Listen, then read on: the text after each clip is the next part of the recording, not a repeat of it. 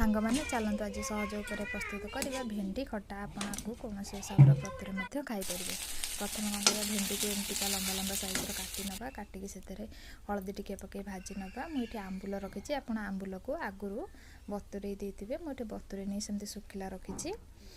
तापर कौन कर तेल कड़े तेल नहीं से पंचफुटण पकईवा भृसंग पत्र पकईवा तापर को सोरिष जीरा मुझे पियाज रसुण किसी मिसईनी आप चाहिए पियाज रसुण पकईकि आपको करें। मुझे साधार कर सोरिष आ जीरा को बाटिकी रखी से कईथर देदेबा जो बटाटा को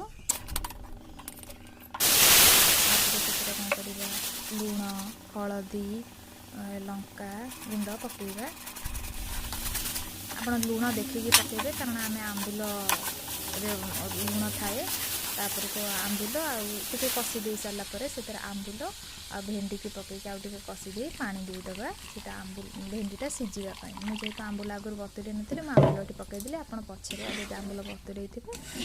पचर पकईबे आग भेंडी की सीझी सारा बेलू लास्ट को आंबुल पकईबे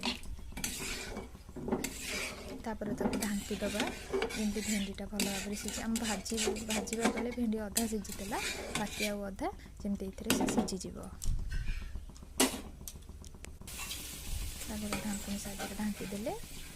भेंडीटा बहुत शीघ्र सीझीज बेस समय नहीं भेंडी सीझे गुड़ रखीदे आपन आवश्यक मुताबक आप मीठा करेंगे। आपड़ी अधिक मीठा खाते से हिसाब से गुड़ पकड़े जब कम मीठा खाते कम गुड़ पकड़ खटा आप आवश्यक अनुसार पकड़े खटा मीठा करने चाहिए आमर प्रस्तुत होगा भेंडी खटा।